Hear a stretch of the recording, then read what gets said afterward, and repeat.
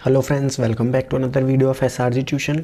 सो आज के इस वन शॉट वीडियो में हम कॉकरोच जो कि क्लास 11 का चैप्टर 7 का एक इम्पॉर्टेंट टॉपिक है उसको डिस्कस करने वाले हैं।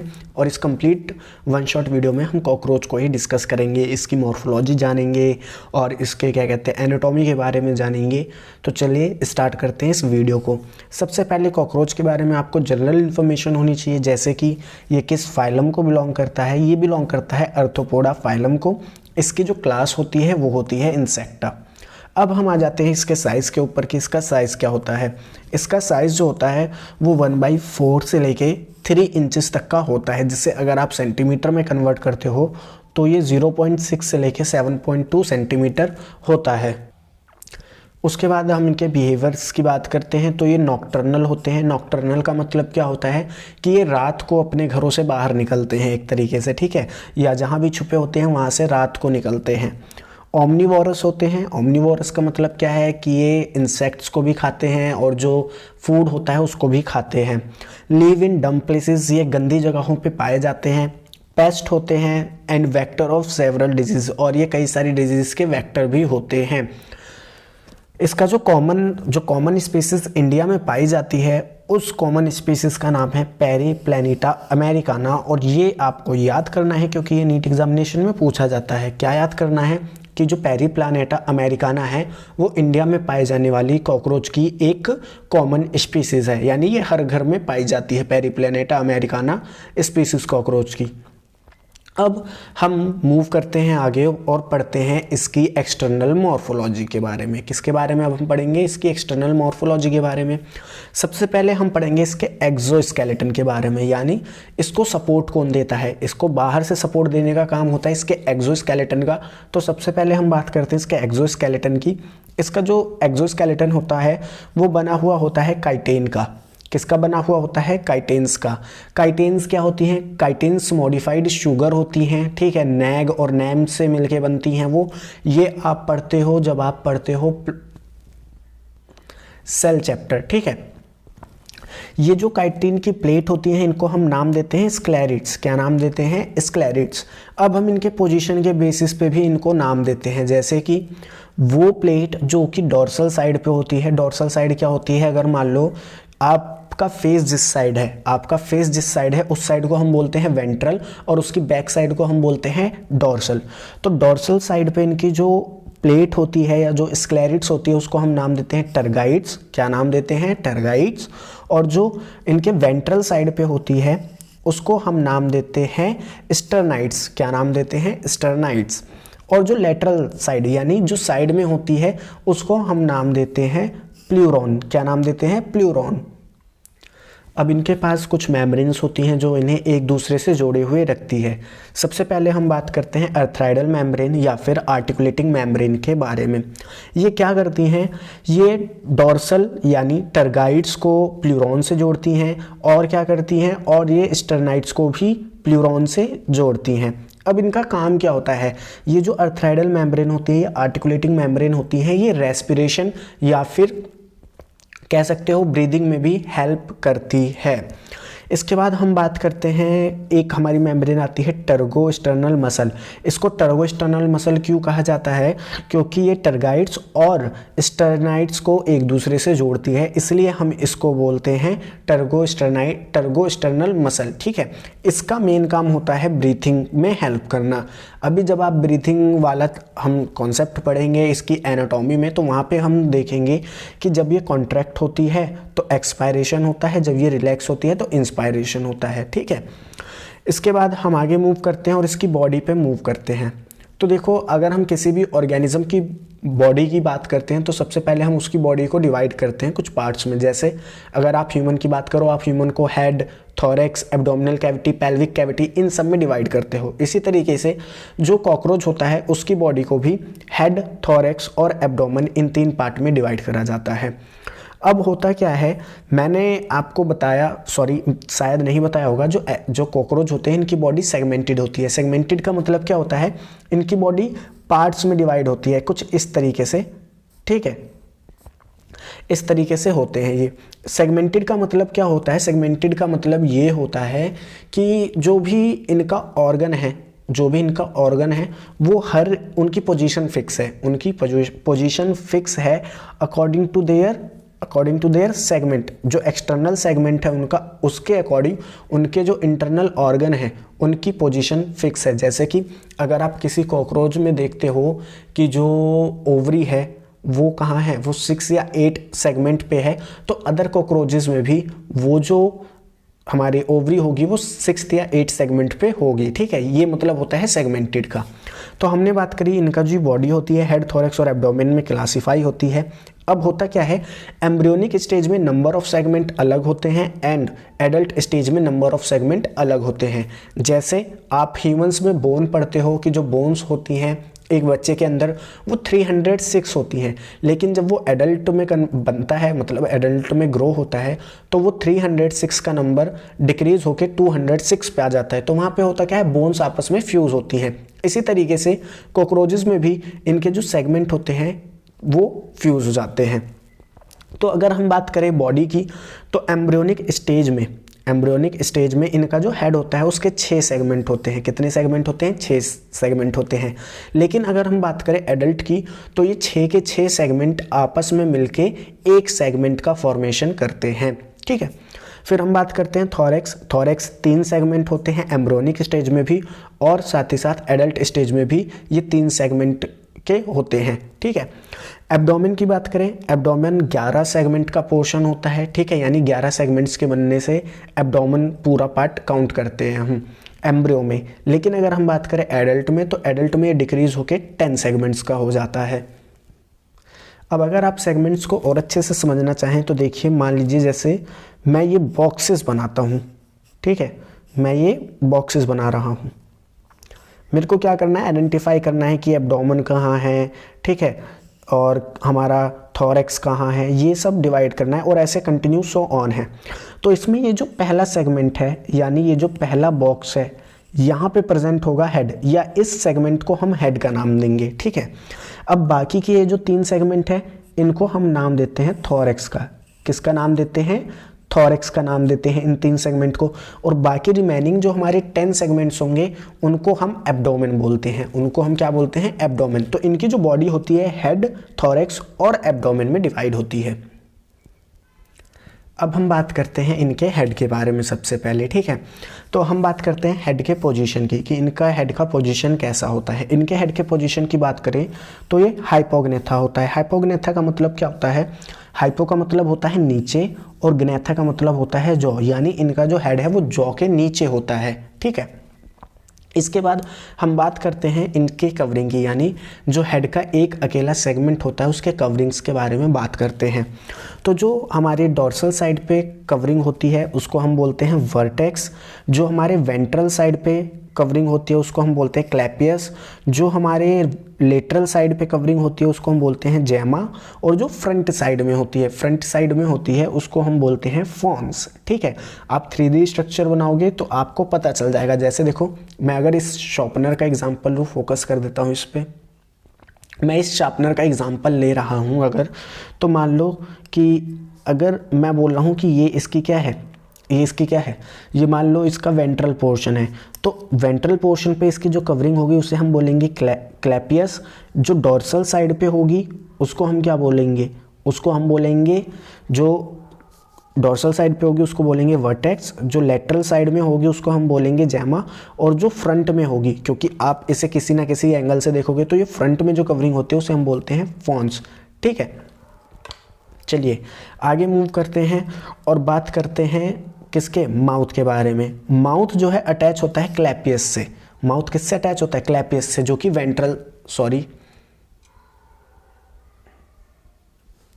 एक मिनट, हाँ, तो हम बात कर रहे थे माउथ की, फोकस थोड़ा बिगड़ गया था इसलिए मैंने थोड़ा टाइम लिया। तो माउथ की बात करते हैं, ये अटैच होता है किससे? क्लैपियस से, जो कि क्या है? वेंट्रल साइड की कवरिंग है हेड की।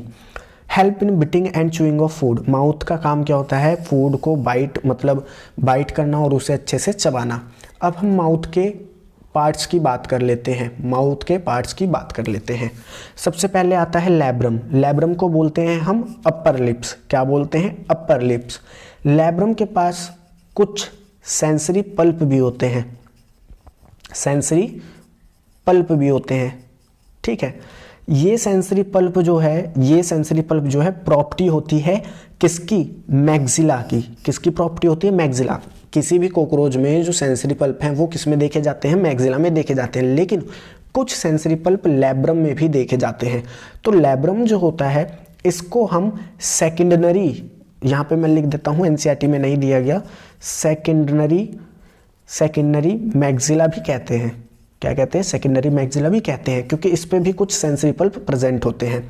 इसके बाद हम बात करते हैं लेबियम की। लेबियम लोअर लिप को हम बोलते हैं। हाइपोफेरिंक्स हम टंग को कहते हैं।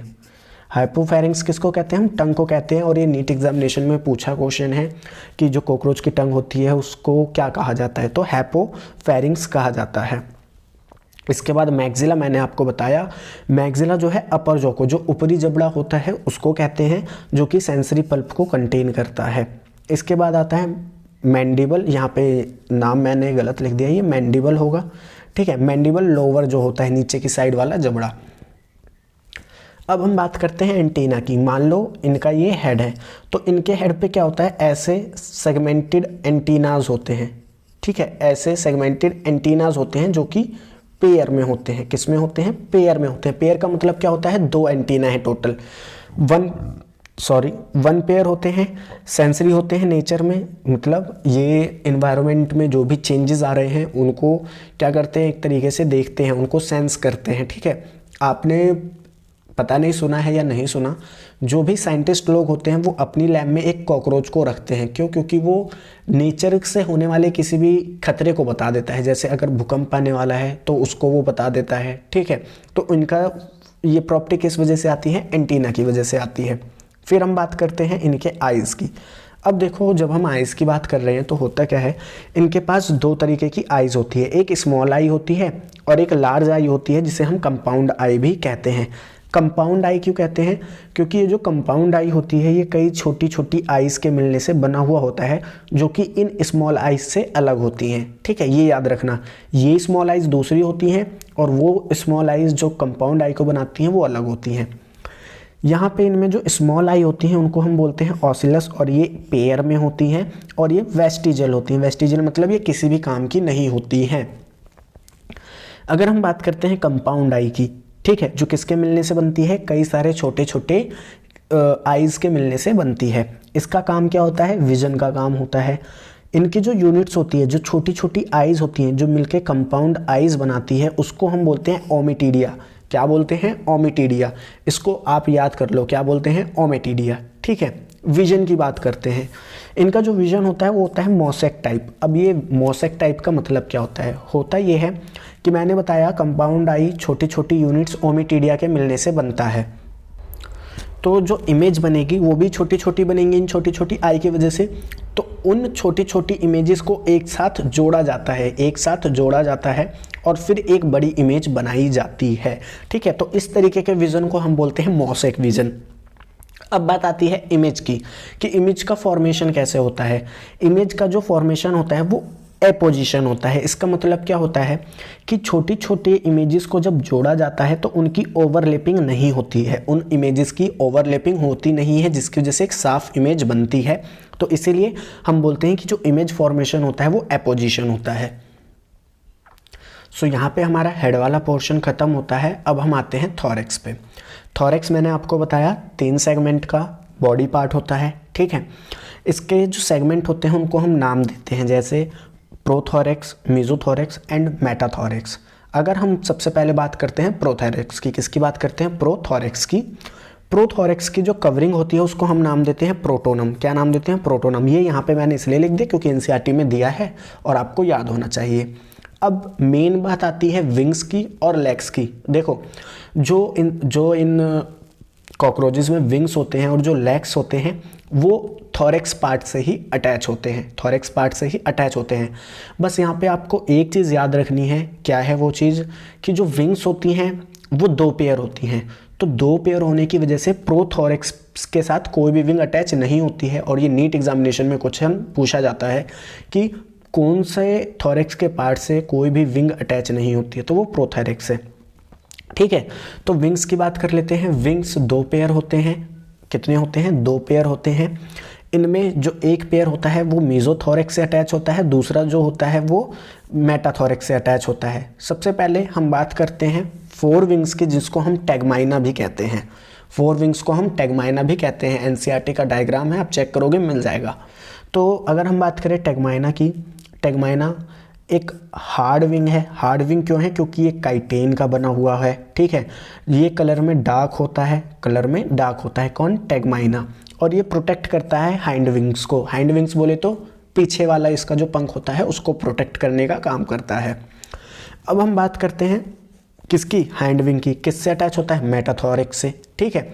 हाइंड विंग की बात करें तो ये सॉफ्ट होता है और मेम्ब्रेन का बना हुआ होता है, साथ ही ट्रांसपेरेंट होता है। इसके आर पार हम देख सकते हैं। और इसी हाइंड विंग को यूज़ करा जाता है फ्लाइट के लिए, यानी उड़ने के लिए, ठीक है। तो आपको फंक्शन याद रखने हैं कि टैगमाइना या फोर विंग्स का फंक्शन होता है प्रोटेक्शन का। वहीं अगर हम बात करते हैं हाइंड विंग की, तो हाइंड विंग का फंक्शन होता है फ्लाइट का, ठीक है। अब हम आ जाते हैं किस पे? अब हम आ जाते हैं लेग्स पे। तो लेग्स के बारे में बात करें हम, लेग्स 3 पेयर होते हैं और हर एक पेयर एक एक थोरेक्स से या एक एक थोरेक्स के सेगमेंट से अटैच होता है। एक लेग का पेयर प्रोथोरेक्स, क्योंकि एक इस साइड भी होगा एक इस साइड भी होगा, ठीक है। यहाँ पे बस मैंने फ्लो डायग्राम बनाने के लिए कि आपको विंग्स और लेग्स अच्छे से समझ आए, मैंने एक साइड क्या बनाए, एक साइड मैंने लेग बनाए, एक साइड मैंने विंग बनाया ताकि आपको अच्छे से समझ आए। तो ये जो लेग इधर है ये इधर भी होगा। तो एक पेयर प्रोथोरेक्स से अटैच होता है, एक मीजोथोरेक्स से अटैच होता है और एक मेटाथोरेक्स के साथ अटैच होता है। अब हम इसके लेग के स्ट्रक्चर के बारे में थोड़ा बात कर लेते हैं। तो सबसे पहली बोन जो क्या करती है, लेग को जोड़ने का काम करती है सेगमेंट्स के साथ, उसको हम बोलते हैं कॉकेक्स। क्या बोलते हैं? कॉकेक्स। उसके बाद एक बहुत छोटी सी बोन होती है जो कॉकेक्स को जोड़ने का काम करती है फीमर के साथ। उस बोन को हम बोलते हैं ट्रैकेंटर, ट्रेचेंटर, जो भी आप प्रोनाउंसिएशन करना चाहो, ठीक है। फिर ट्रैकेंटर से एक बोन अटैच होती है जो होती है फीमर। फीमर के साथ अटैच होती है टीबिया बोन। टीबिया बोन से अटैच होती हैं कई सारी बोन्स जिनको हम बोलते हैं टार्सल्स। क्या बोलते हैं? टार्सल्स। जैसे हमारे अंगूठे की जो उंगलियां होती हैं उनमें जो छोटी छोटी हड्डियां होती हैं उन्हें हम टार्सल्स बोलते हैं। इसी तरीके से यहाँ पे भी टार्सल्स देखी जाती हैं। अब क्या होता है, जो लास्ट टार्सल होती है, जो लार्ज टार्सल होती है उसके सरफेस पे एक जेली लाइक सब्सटेंस होता है जो उन चीज़ों पे चिपकने में मदद करता है। इसको हम बोलते हैं एरोलियम। क्या बोलते हैं? Arolium. Each pair present in each segment, मैंने आपको बता दिया हर एक पेयर एक सेगमेंट में प्रेजेंट होगा। एक लेग यहाँ, एक लेग यहाँ, एक लेग यहाँ, इसी तरीके से एक इधर एक इधर एक इधर, 3 पेयर हो गए। अब हम बात करते हैं एब्डोमेन की। एब्डोमेन जो है 10 सेगमेंट्स के मिलने से बनता है, ठीक है। और एब्डोमेन में मेनली आप इनके रिप्रोडक्टिव स्ट्रक्चर ही पढ़ते हो। तो इसमें हम सबसे पहले पढ़ते हैं एनल सर्सी के बारे में। एनल सर्सी क्या है? ये एक सेगमेंटेड पार्ट है। क्या है? सेगमेंटेड पार्ट है, यानी इसके ऊपर ऐसे सेगमेंट्स बने हुए होते हैं। प्रेजेंट एट 10th सेगमेंट, और ये 10th सेगमेंट ऑफ कॉकरोच पे प्रेजेंट होता है। जैसे अगर मैं बात करूं, मैं यहाँ पे आपको दिखाऊं कि मान लो ये कॉकरोच का ऐसे स्ट्रक्चर है, ठीक है, और ये 10th सेगमेंट है। ये क्या है? 10th सेगमेंट है। तो यहाँ पे ऐसे एक स्ट्रक्चर निकल रही होती है जो कि क्या होती है? सेगमेंटेड होती है। इसी को हम क्या बोलते हैं? एनल सर्सी बोलते हैं। और ये पेयर में होती है। Present in both male and female दोनों में प्रेजेंट होती है। सेंसरी होती है नेचर में। इसके बाद हम बात करते हैं एनल स्टाइल की। ये आपको याद रखना है क्योंकि ये डिफरेंशिएट करता है मेल एंड फीमेल मॉर्फोलॉजी को। एनल स्टाइल की बात करें, ये सिर्फ और सिर्फ मेल में प्रेजेंट होता है, वो भी 9th सेगमेंट पे, ठीक है। जैसे कि अगर मैं मानूं कि ये जो मैंने बनाया मेल के लिए है, तो यहाँ पे इसका ये जो 9th सेगमेंट है, इस पे ये एक स्ट्रक्चर ऐसे होती है। इसी को हम बोलते हैं एनल स्टाइल। क्या बोलते हैं? Anal style. इसका जो मेन रोल होता है वो कॉपुलेशन में होता है। अनसेगमेंटेड पार्ट होता है, देखो मैंने सेगमेंट्स नहीं बनाए, ठीक है। अनसेगमेंटेड पार्ट है, पेयर में होता है और हेल्प करता है कॉपुलेशन में, मैंने आपको बता दिया। थर्ड आता है इनका जेनाइटल चैम्बर, ठीक है। वो चैम्बर या कह सकते हो वो चैम्बर जहाँ पे इनका पूरा रिप्रोडक्टिव एक्सटर्नल जेनिशिलिया ये सब प्रेजेंट होता है, ठीक है। तो फीमेल में जो जेनाइटल चैम्बर है वो 7th 8th और 9th सेगमेंट्स के मिलने से बनता है। इसमें आपसे एनसीईआरटी में लाइन दी गई है और यहाँ से क्वेश्चन भी पूछा जाता है 7th सेगमेंट के बारे में। 7th सेगमेंट जो होता है फीमेल में बोट शेप का होता है, नाव आपने देखी होगी उस शेप का होता है, और ये लार्जेस्ट सेगमेंट होता है। क्या होता है? लार्जेस्ट सेगमेंट होता है। ठीक है, इसके बाद अगर हम बात करें एंटीरियर पार्ट की, इसके एंटीरियर पार्ट पे यानी आगे की साइड, जैसे मान लो ये एक कॉकरोच है, ठीक है, फीमेल कॉकरोच है, तो इसके एंटीरियर साइड पे, आगे की साइड पे gonopore, spermatheca, opening of collateral gland ये प्रेजेंट होती हैं। अभी ये कोलेटरल ग्लैंड क्या होती है, स्पर्मेथिका क्या होती है, इनका काम क्या होता है, ये जब हम एनाटॉमी पढ़ेंगे तो जानेंगे। अगर हम बात करें इनके पोस्टीरियर पार्ट की, यानी ये तो एंटीरियर पार्ट होगा, पीछे की साइड क्या होता है, पीछे के साइड इनके पास होती है गोनेपोहाइपोफाइसिस, जो कि एक एक्सटर्नल जेनिसिलिया है, ठीक है, जो कि रिप्रोडक्शन में हेल्प करती है। इसके बाद अगर हम मेल की बात करें तो मेल में जो जेनाइटल चैम्बर है वो डोर्सल साइड पे 9th और 10th टर्गा के मिलने से बनती है, जिसे आप टर्गाइट्स बोलते हो, और वेंट्रल साइड पे सिर्फ 9th स्टर्नाइट्स के मिलने से बनती है। देखो होता क्या है, जैसे मान लो कि ये क्या है, 9th टर्गा है, ये 10th टर्गा है वेंट्रल साइड पे, ठीक है, तो इसका जो डोर्सल साइड होता है वहाँ पे सिर्फ इस तरीके से 9th क्या होता है, 9th स्टर्ना ही होता है, यानी 9th सेगमेंट का सिर्फ स्टर्ना ही होता है, तो ये आपको पता होना चाहिए। हम बात करें इसके डोर्सल साइड पे एनस प्रेजेंट होता है और वेंट्रल साइड पे गोनेपोहाइपोफाइसिस प्रेजेंट होता है। गोनेपोहाइपोफाइसिस ये मेल एक्सटर्नल जेनिसिलिया को रिप्रेजेंट कर रहा है, और यहाँ पे ये जो गोनेपोहाइपोफाइसिस है ये फीमेल एक्सटर्नल जेनिसिलिया को रिप्रेजेंट कर रहा है। अब हम आगे मूव करते हैं और पढ़ते हैं कॉकरोच की एनाटॉमी के बारे में कि उसकी इंटरनल स्ट्रक्चर क्या होती है। तो सबसे पहले हम बात करते हैं एलिमेंट्री कैनाल की। एलिमेंट्री कैनाल आपको पता है इसमें डाइजेशन से रिलेटेड चीज़ें होंगी, ठीक है। तो एलिमेंट्री कैनाल की बात करते हैं तो इनका एलिमेंट्री कैनाल 3 पार्ट में डिवाइड होता है, फोरगट, मिडगट और हिंडगट, ठीक है। फोरगट की बात करें, माउथ से गिजार्ड तक का पार्ट जो होता है उसको हम फोरगट बोलते हैं। ओरिजिन की बात करें यानी किस जर्म लेयर से ये बनता है, तो ये एक्टोडर्मल जर्म लेयर से बनता है। इनके पास क्यूटिकल प्रेजेंट होते हैं। क्यूटिकल क्या होती है, एक चिपचिपी सी लेयर होती है जो प्रोटेक्शन प्रोवाइड करती है। इसके बाद हम बात करते हैं मिडगट की। मिडगट एक ऐसा पार्ट होता है इनके एलिमेंट्री कैनाल का जहाँ पे मैक्सिमम डाइजेशन एंड एब्जॉर्प्शन होता है, किसका, खाने का। ओरिजिन की बात करें एंडोडर्मल ओरिजिन होता है, और ये आपको याद रखना है, नीट एग्जामिनेशन में पूछता है। क्यूटिकल एब्सेंट होते हैं, यहाँ पे ये जो चिपचिपी सी लेयर होती है वो एब्सेंट होती है। इसकी जगह पे एक दूसरा यहाँ पे प्रोसीजर होता है, वो हम जब मिडगट के बारे में पढ़ेंगे तो आपको बताएंगे।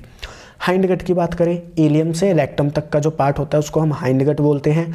ओरिजिन की बात करें तो एक्टोडर्मल होता है। क्यूटिकल की बात करें तो क्यूटिकल भी प्रेजेंट होते हैं। तो यहाँ पे आप एक चीज़ कर सकते हो याद करने के लिए, आपको फोरगट और हिंडगट दोनों एक दूसरे के सिमिलर ही होते हैं, बस क्या फ़र्क है कि फोरगट माउथ से गिजार्ड तक होती है, हिंडगट इलियम से रेक्टम तक होती है। बाकी ओरिजिन भी सेम है और क्यूटिकल भी प्रेजेंट है, ठीक है। अब हम आगे बात करते हैं, और जैसे हम अपने एलिमेंट्री कैनाल में सारे ग्लैंड्स और पार्ट्स के बारे में पढ़ते हैं, तो इसी तरीके से अब हम कॉकरोच के सलाइवरी ग्लैंड के बारे में पढ़ते हैं। कॉकरोच का जो सलाइवरी ग्लैंड होता है सिर्फ एक ही पेयर होता है। अगर आप इसे ह्यूमन से कंपैरिजन करते हो तो आपको पता होना चाहिए ह्यूमन में जो सलाइवरी ग्लैंड है वो 3 पेयर होते हैं, ठीक है। ये बाइलोब होता है। बाइलोब का मतलब क्या होता है कि ये कुछ इस तरीके से इनका ग्लैंड होता है, ठीक है। रिलीज करता है कार्बोहाइड्रेट डाइजेस्टिंग एंजाइम। इनका जो सलाइवरी ग्लैंड होता है कार्बोहाइड्रेट डाइजेस्टिंग एंजाइम रिलीज करता है। सलाइवरी ग्लैंड के बाद आता है फेरिंग्स। फेरिंग्स के बाद आता है ईसोफेगस, जिसे हम फूड पाइप भी कहते हैं, और उसके बाद आता है क्रॉप। ये क्रॉप फसल वाली क्रॉप नहीं है, ये क्या है एक्चुअली में, अगर हम बात करें तो ये एक तरीके का स्टमक का फंक्शन करता है। क्या करता है, स्टमक का फंक्शन करता है। जैसे स्टमक क्या करता है, फूड को स्टोर करके रखता है, उसी तरीके से क्रॉप भी क्या करता है, फूड को स्टोर करके रखता है। साथ ही साथ ये कार्बोहाइड्रेट का डाइजेशन भी करता है। फिर हम बात करते हैं गिजार्ड की। गिजार्ड क्या होता है, जैसे हमारे तीत होते हैं वैसे इनके गिजार्ड होते हैं। फ़र्क क्या होता है, हमारे तीत कैल्शियम के बने हुए होते हैं, इनके जो गिरदार हैं वो काइटिन के बने हुए होते हैं।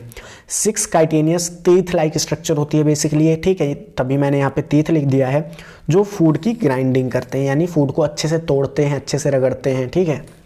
इसके बाद आता है हेपेटिक केके, ठीक है, जो भी आप प्रोनाउंसिएशन करना चाहो, हेपेटिक केका, हेपेटिक केशिया, जो भी आप प्रोनाउंसिएशन करना चाहो।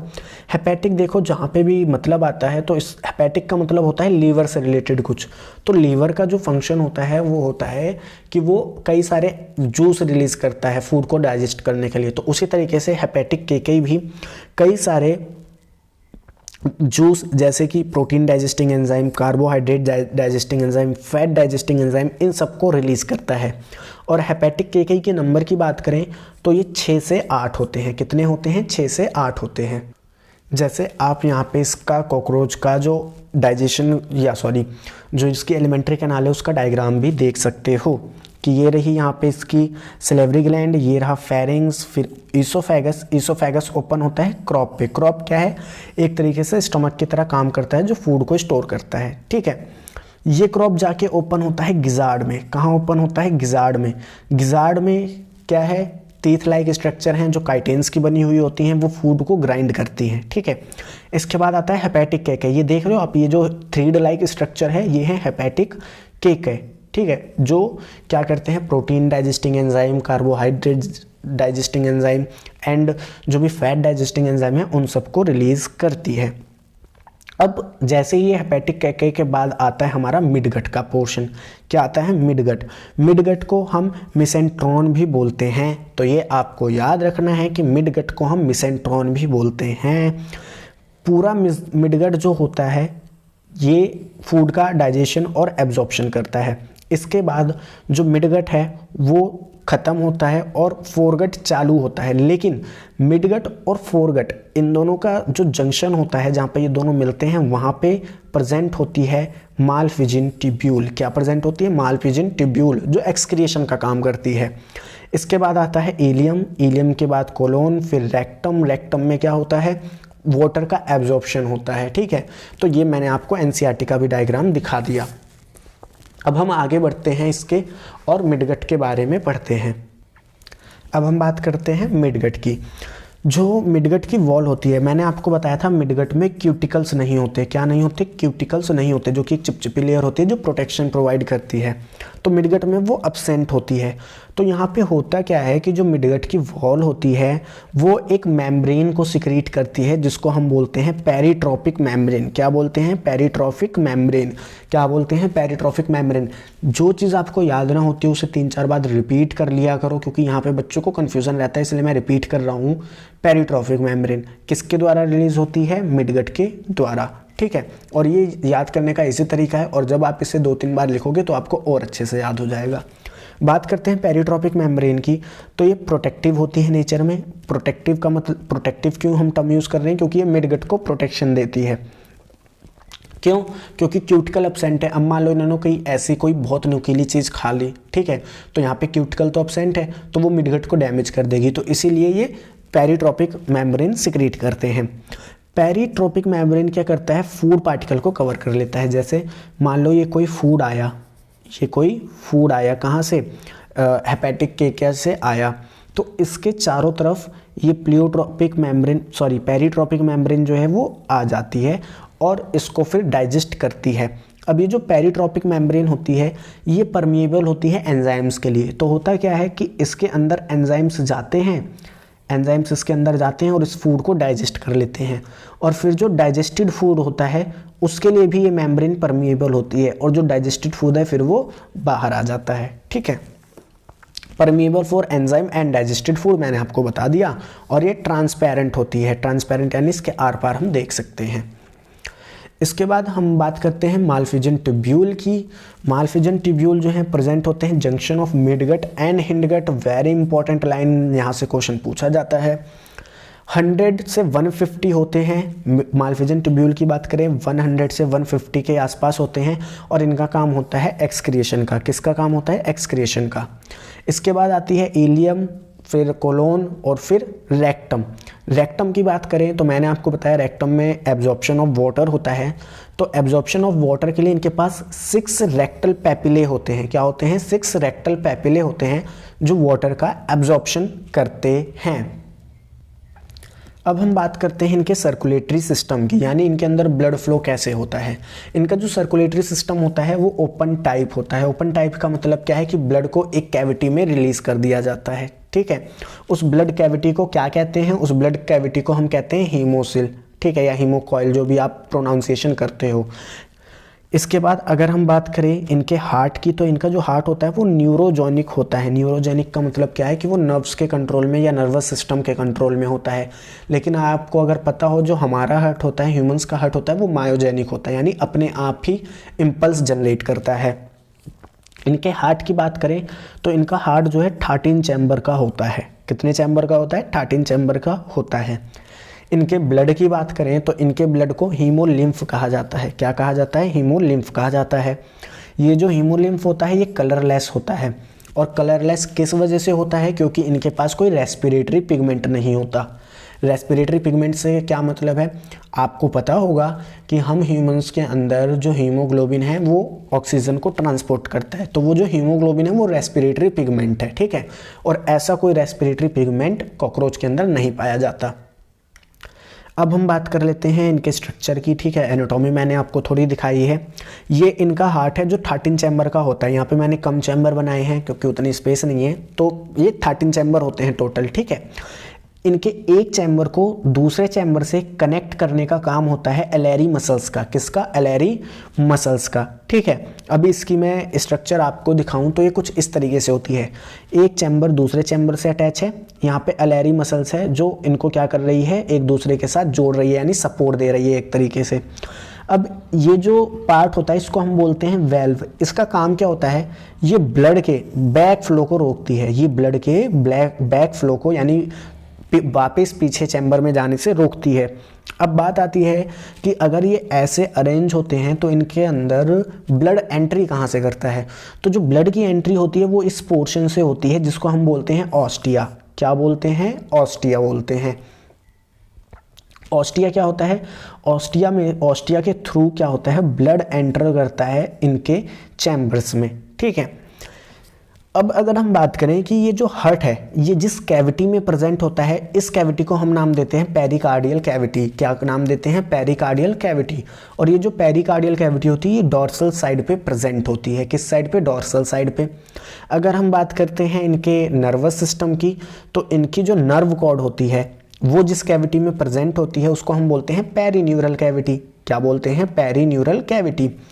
इनके नर्व कॉर्ड की थोड़ी प्रॉपर्टी आपको पता होनी चाहिए। क्या है वो? कि वेंट्रल साइड में प्रेजेंट होती है, ठीक है। डबल होती है, देखो यहाँ पे मैंने डबल लेयर बनाई है तो डबल होती हैं और सॉलिड होती हैं। कैसी होती हैं? सॉलिड होती हैं, ठीक है। एलेरी मसल्स के मैंने आपको बता दिया। इनकी जो सेंटर में कैविटी होती है उसको हम बोलते हैं पेरीविसरल कैविटी। क्या बोलते हैं? पेरीविसरल कैविटी बोलते हैं। और ये सारे हार्ट जो हैं एक दूसरे से कनेक्टेड हैं एलेरी मसल्स के थ्रू। जो लास्ट वाला चैम्बर होता है वो जाके ओपन होता है ऑर्टा में, जहाँ से ब्लड जो है पेरीविसरल कैविटी में वापस आ जाता है। और इसका ये जो मैकेनिज्म है ये कैसा होता है मैं अभी आपको बताता हूँ। ऑस्टिया के मैंने बारे में आपको बता दिया, जो हेल्प करता है हीमोलिम्फ की एंट्री में। कहाँ? चैम्बर में। अब देखो यहाँ पे एक चीज़ समझो। मान लो ये कोई एक कैविटी है, ठीक है, और इसके मैंने अंदर ये एक स्पंजी बॉल रखी है। स्पंजी बॉल आप समझते हो ना, वो जो स्माइल वाली बॉल होती है जिस पे स्माइल बना हुआ होता है, ठीक है, जिसे एक्सरसाइज करने के लिए यूज़ करा जाता है। तो मान लो मैंने इस स्पंजी बॉल को दबा दिया। मैंने इस स्पंजी बॉल को क्या कर दिया? चारों तरफ से दबा दिया, यानी इसे कॉन्ट्रैक्ट कर दिया। तो होगा क्या? ये इसी से ये कॉन्ट्रैक्ट होके ऐसे हो जाएगी, तो इसके इनसाइड का स्पेस क्या हो गया? बढ़ गया, यानी इसका वॉल्यूम बढ़ गया। तो होता क्या है, जब एलेरी मसल्स कॉन्ट्रैक्ट होती हैं, एलेरी मसल्स के कॉन्ट्रैक्ट होने की वजह से जो पेरिकार्डियल कैविटी का वॉल्यूम है वो बढ़ जाता है। पेरिकार्डियल कैविटी का वॉल्यूम जो है वो बढ़ जाता है। और आपको पता है वॉल्यूम इन्वर्सली प्रोपोर्शनल होता है प्रेशर का। तो वॉल्यूम बढ़ने से जो प्रेशर है वो कम हो जाता है इनके, मतलब इनके हार्ट चैम्बर के इनके पेरिकार्डियल कैविटी में प्रेशर जो है कम हो जाता है।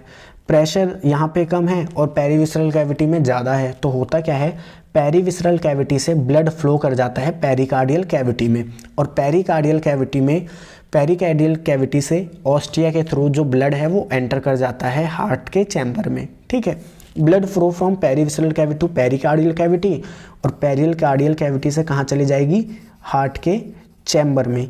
किसकी मदद से, with the help of ostia, with the help of ostia.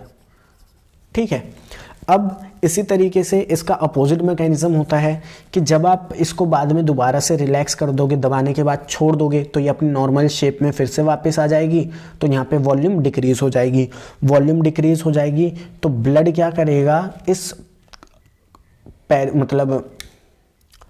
Heart के थ्रू मतलब जो हार्ट के इनका चैम्बर है उसके थ्रू एक दूसरे चैम्बर में जाएंगे, और फिर ऑर्टा के थ्रू, मैंने बताया था कि लास्ट जो होता है ऑर्टा में ओपन होता है, ऑर्टा के थ्रू पेरीविसरल कैविटी में ब्लड को वापस भेज देगा। ठीक है, तो इस तरीके से इनका ये सर्कुलेटरी सिस्टम चलता है।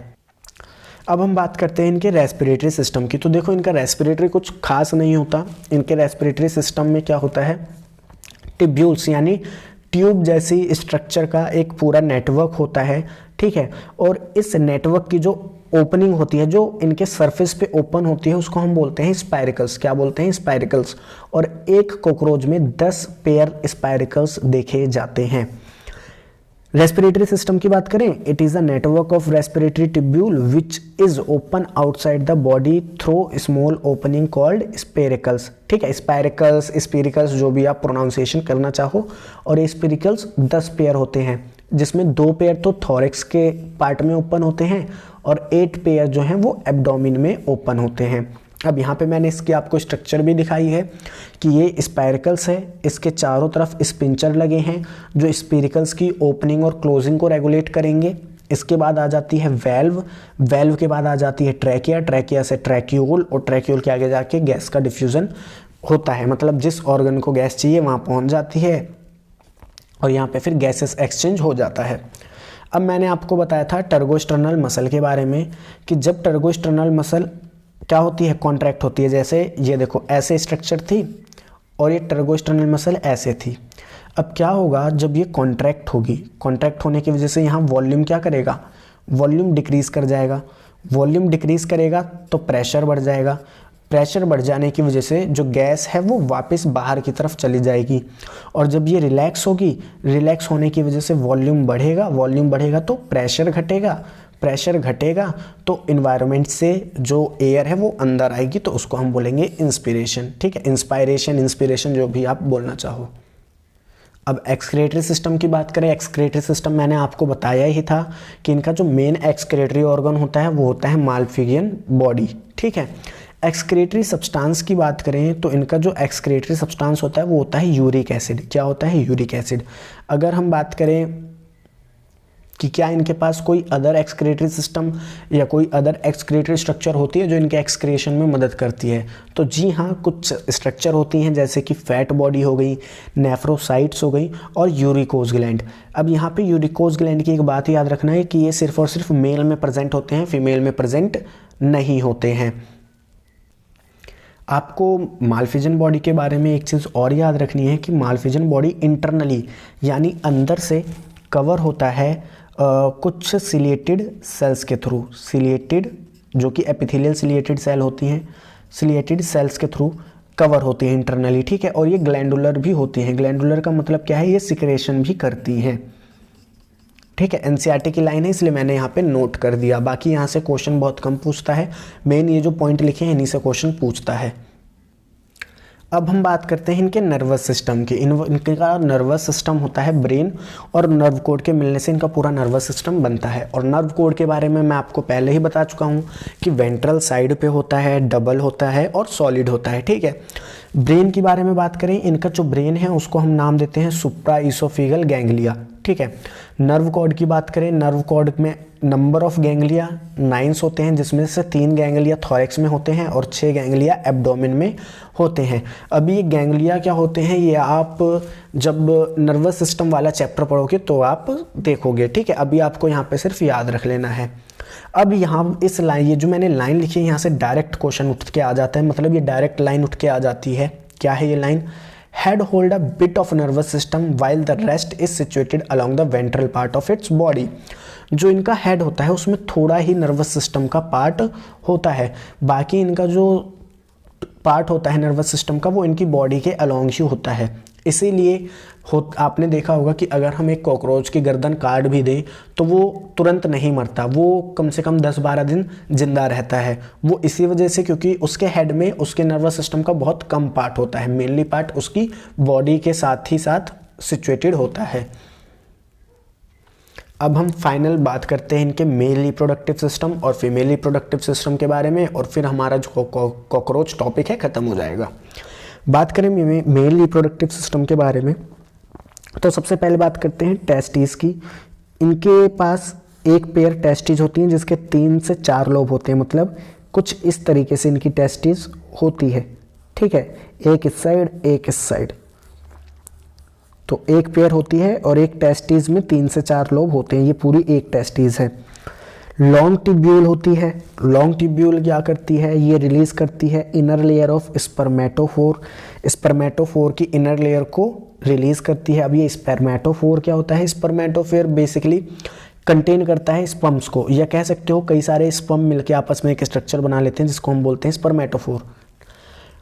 इसके बाद हम बात करते हैं स्मॉल ट्यूब की। स्मॉल ट्यूब क्या करता है? प्रोवाइड करता है न्यूट्रिशन स्पर्मेटोफोर में, यानी जो स्पर्मेटोफोर के अंदर स्पर्म है उसको न्यूट्रिशन प्रोवाइड करता है स्मॉल ट्यूब।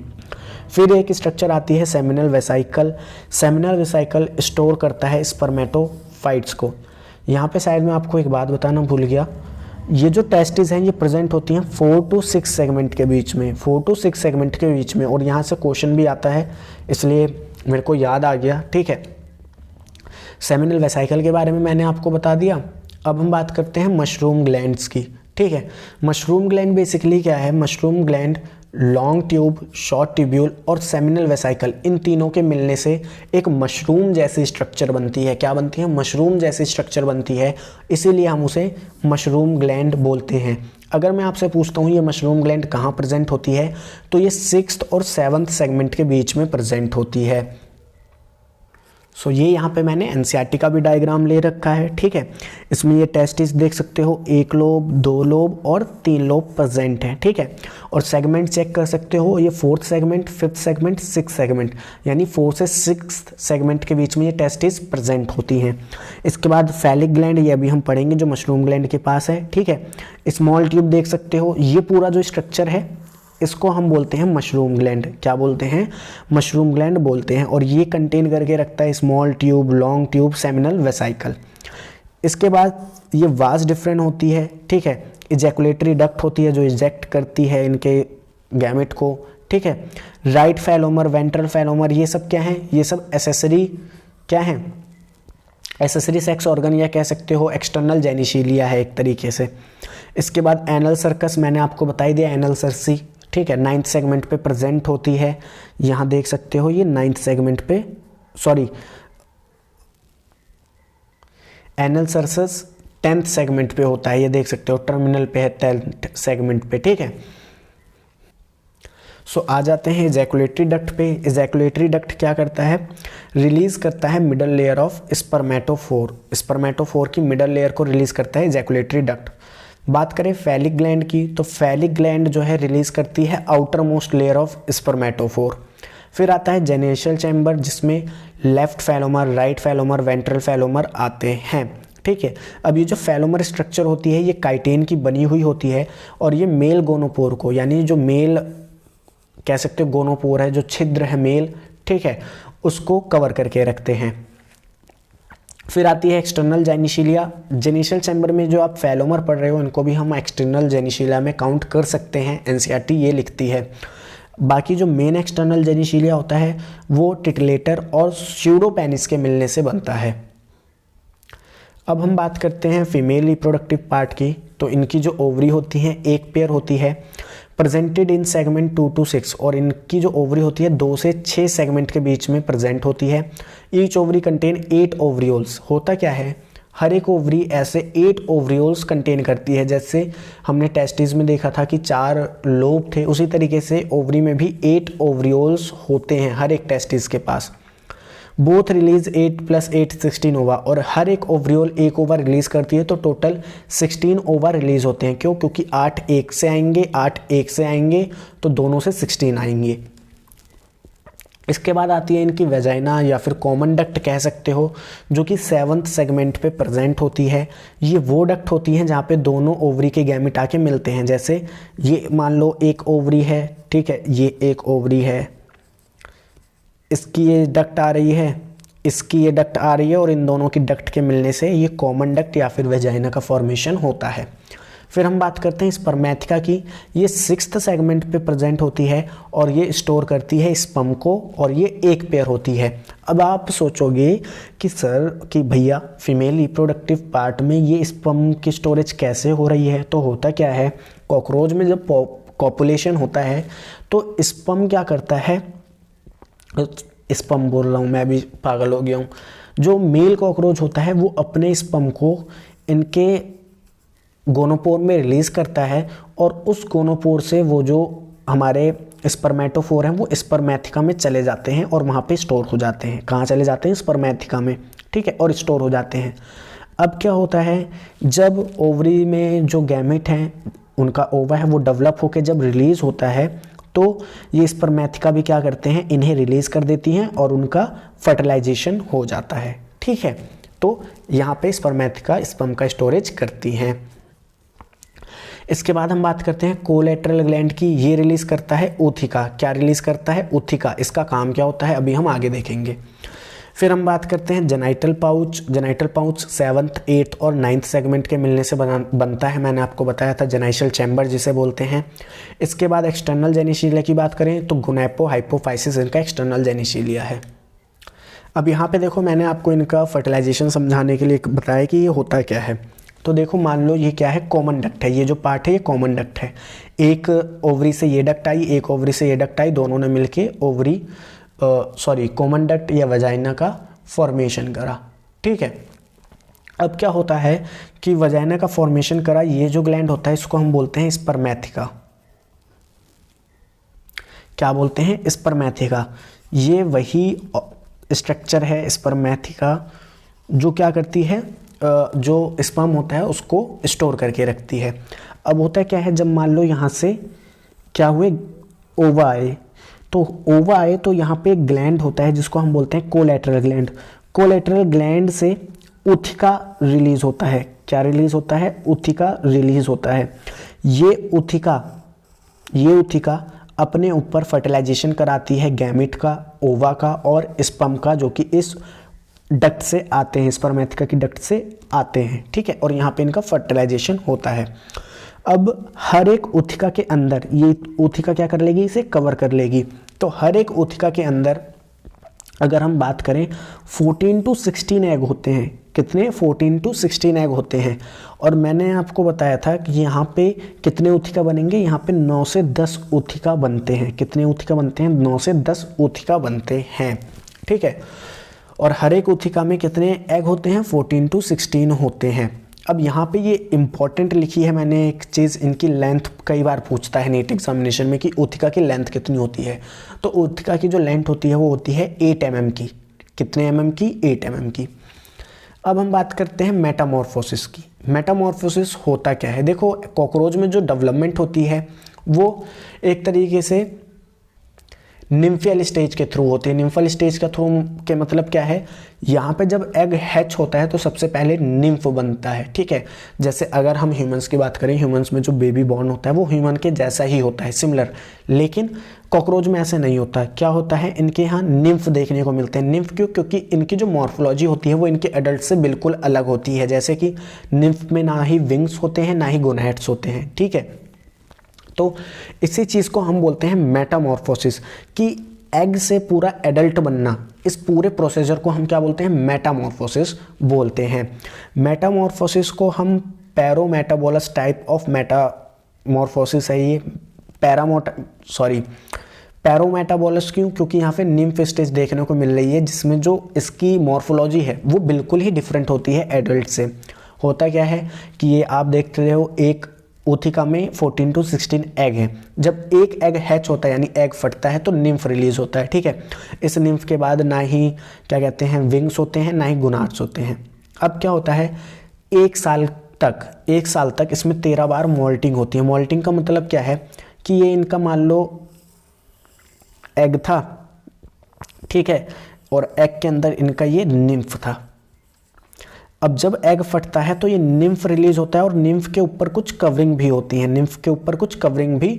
है, तो इन कवरिंग का हटना क्या होता है, मोल्टिंग कहलाता है। तो 13 बार जब मोल्टिंग होती है तो उसके बाद एक एडल्ट का फॉर्मेशन होता है। मतलब जैसे जैसे ये बड़े होते जाते हैं, जैसे जैसे ये डेवलप होते जाते हैं, वैसे वैसे इनकी मोल्टिंग भी होती जाती है, ठीक है।